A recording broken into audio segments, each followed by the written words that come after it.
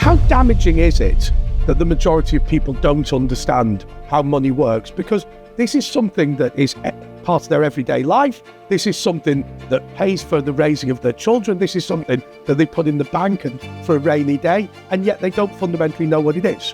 And then we wonder why house prices are so unaffordable. And wages, because of the money illusion. The Bank of England goes, well, consumer price inflation is really low, we can keep interest rates low. They don't measure inflation properly. And they only measure the consequence of about 13% of money creation. What is money, and how is it helping and indeed damaging our society, our health, our wealth and our happiness? Well, this is The Manor Journey with Philip Ullman, and we'll be putting the question of money to our guest today, the financial expert Dominic Frisby. Hello. The Manor Journey is the catalyst for change in our world. It's a consistent source of truth for the next generation and current leaders. Our mission is to change the world by reframing our current governance, by using ancient wisdom to solve modern problems, and by shaping innovative new businesses to have a culture of pursuit of purpose.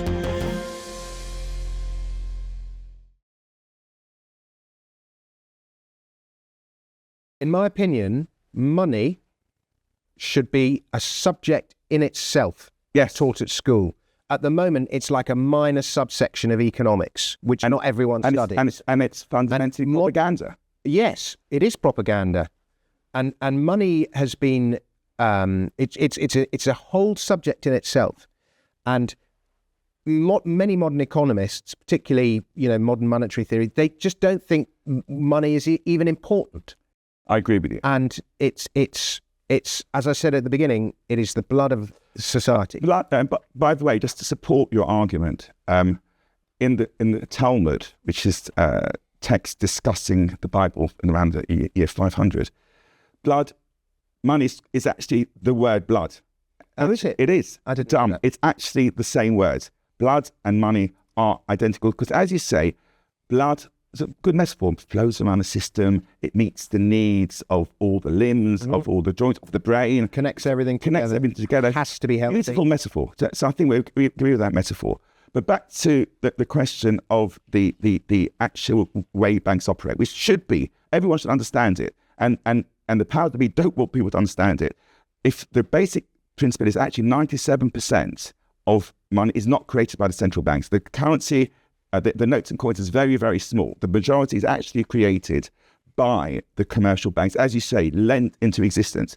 But the textbooks have three different theories of how they're trying to confuse us. Theory number one is that I put my money in the piggy bank and they lend the money from my piggy bank, which is your money illusion. Clearly nonsense, because we'll come on to that. So that's theory number one. Number two is what we call fractional reserve banking, which you have to have some money.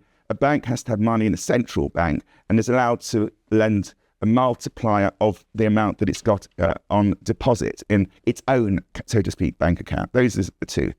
And the third principle is, as it's magicked into money, the magic money tree, which means effectively it's simply lent into existence. Banks do not need any deposits, do not need a store of their own wealth at the central bank, but they literally magic it into display. Which of those three would you say is the truth? Well, I mean, I think it's an astonishing subject, isn't it? That people don't know the truth. They don't know. But I would suggest that most people would think it's the piggy banks. Yes, most people would think it's the piggy banks. But go on. Most people would think that because that is how it once was. You would keep your gold and silver with your local gold and silversmith because it was safer with him, and then he lent it out, and that's how the concept of banking first started up. So we agree it's actually magic, i.e. you don't need deposits. It's not me putting my money in the piggy bank and them lending it. They don't need reserve. It's effective. Just to illuminate on that, when you're talking about this thing called fractional reserve banking, sounds incredibly complicated, but what it actually means is that as long as I've got £1 at the central bank, and I'm Barclays or NatWest or whatever, I can loan £10 by making the further £9 up.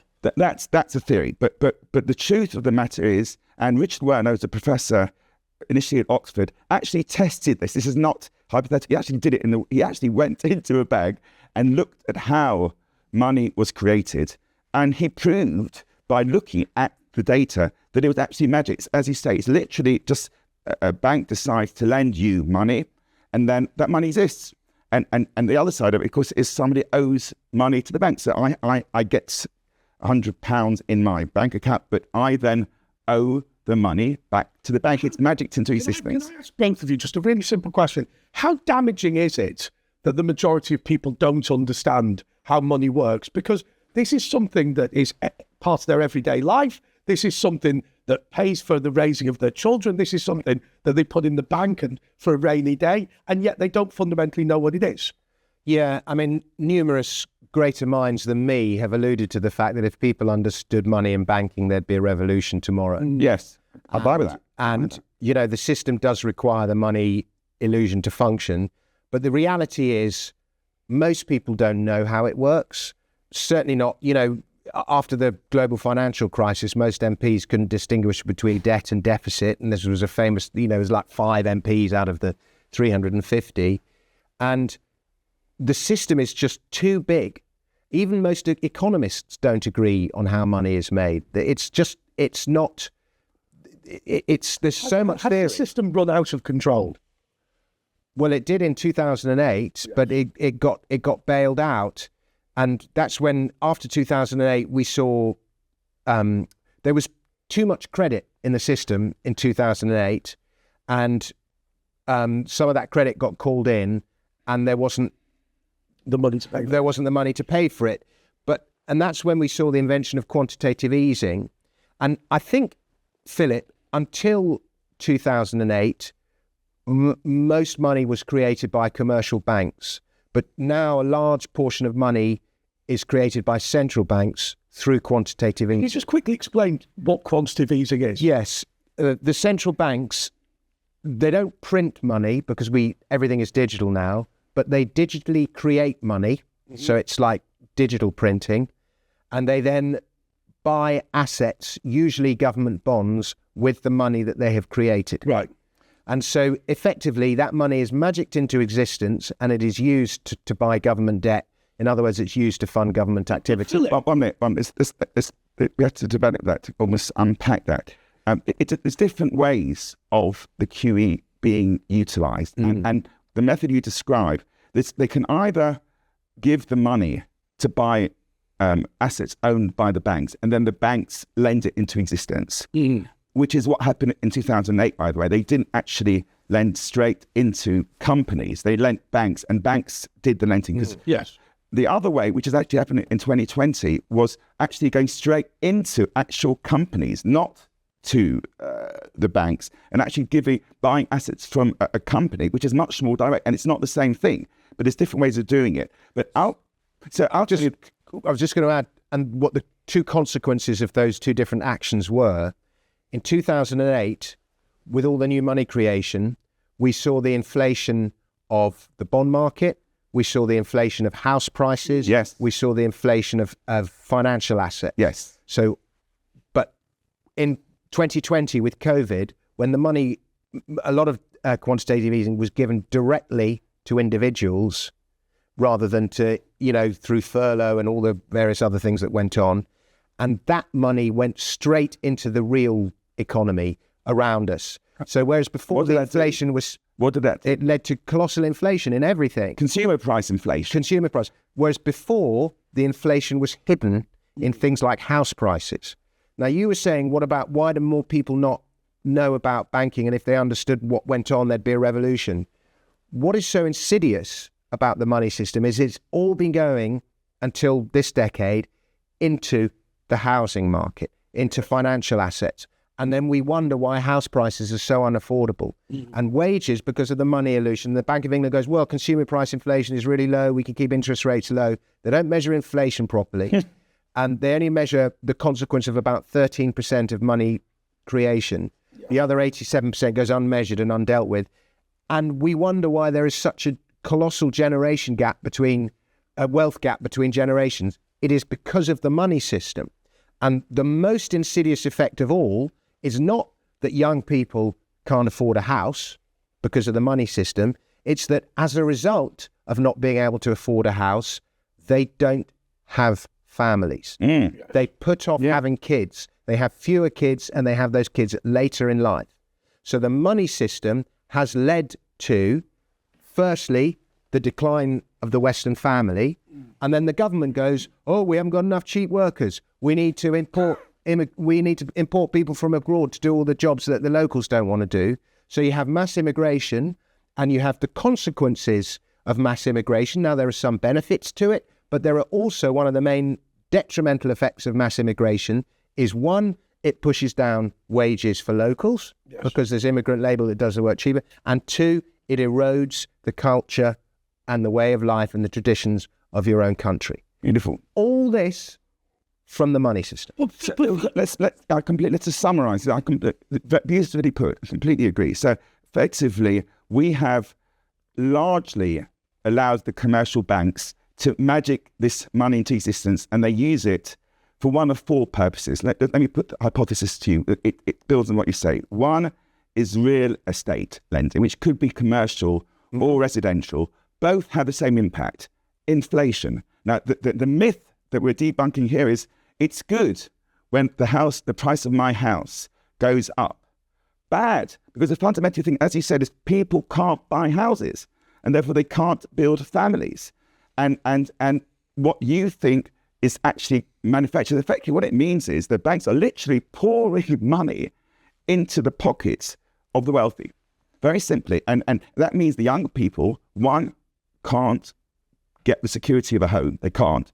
And more importantly, can't build families, can't build a stable platform for their lives. Philip, in that case, if this is so catastrophic, can we continue in the way that we're going? Because if we let the direction of travel continue, from what I've heard, we've got more quantitative easing, which is the government making money, more fractional reserve banking, which is the commercial banks making money. And the end result is we have more problems with the housing market, more problems with family breakdown, and more damage to society. So let's summarise. I think we both agree with this. Commercial lending, certainly until 2008, and still substantially the amount of money that's managed in, most of it is still through commercial banking. They are not accountable. They're literally magicking money into purpose. They could use it, as I say, for four purposes. One is commercial and residential real estate. Bad. We think it's good, but it's bad because it causes inflation of assets. Two, it can be lent for financial assets, stocks and shares. And we all know bonds and derivatives and this ridiculous world of casino banking, which has actually massively inflated financial assets, which means that the average layman can't get a financial asset. So again, you're pouring money into the pockets of the wealthy. That's function number two. Function number three is what Dominic described happened in 2020, which was a different form of quantitative easing. You can actually pour that money into the hands of consumers. What it then does, it ups the price of consumer goods, which is what we saw. We saw energy prices increasing. And by that hasn't gone back to where it is. Whatever we forget about, we think the bank, the government, we've sorted out Rishi Sunak and Jeremy Hunt, we've actually sorted the inflation problem. Garbage. It's just not, we all know it's not true, because my energy bill is at least double of what it was before the start. And I'm sure others would corroborate it. We haven't sorted the problem. So they're trying to tell people what people know isn't the truth. So that's effectively that there is there's asset price inflation, financial and real estate, and also consumer price inflation. Those are the three evils of printing money, and that's the commercial banks and the central bank. The majority is the commercial banks. The fourth function, which we miss, is meaningful lending, what we call GDP lending, where you actually lend to find people jobs, to meet the needs of the community, to meet the needs of the planet. That's what money should really be about. It's meeting those needs. Only maximum 10% or 15% of all the money it's created actually is used for what it should be used. So effectively, yes, the answer is the system is bust. What's going to happen? I'm interested in Dominic's view. In my view, it's going to explode. I just don't think the system is sustainable. We have huge amounts of debt. And fundamentally, what has happened in the last 18 months is that interest rates have climbed like never before. It's unheard of, rapidly from 0.5% to 5.5%. And I know this from my own experiences. Many businesses, many people cannot afford the mortgage because they were assuming that the interest rates, we were all told that interest rates low permanently. That was the myth. In other words, money is not going to reduce in value, but it is. So fundamentally, people are overgeared. People businesses are overgeared, especially if you take into account COVID and businesses which property which is half empty. So the way I see it is fundamentally there's a debt trap here. There's huge amounts of money. Interest rates are 5 to 6%. The banks can't afford. The businesses, I should say, can't afford to pay the interest because they assumed interest rate would stay low. People can't afford to pay their own mortgages, and they're suffering, and they can't put food on the table. And what to me is obscene is that the inflation that you and I are agreeing is created by the government and largely by the commercial banks itself is penalising the poor people. They can't put food on the table. And what do the government do? Whack the interest rate up to 5 or 6%, which means they've got even less money because fundamentally, and that is to me about to explode. And I think that happens. It happened in 2008. How much debt now is there compared to 2008? You tell me, Dominic. Considerably more. It's hugely more. And therefore the system has to explode. And that, to me, is where we're at. The system isn't working, Dominic, but will it collapse? What's interesting is at the first sign of panic, the government prints. It slashes interest rates and it prints. And every time it slashes interest rates and it prints, it debases money and it makes the situation worse. But politicians take the line of least resistance. And so we know that the first thing they're going to do is print. And so that makes the continued erosion in the purchasing power of money inevitable. But in any case, it's inevitable because there's no limit to how much fiat money can be created. Not only is there no limit, the system actually needs ever-expanding debt in order to function, and ever-expanding debt means ever-expanding money supply. Why does it need ever-expanding debt? Because if you have debt contraction, then asset prices fall. Right. And nobody, then everyone is bankrupt.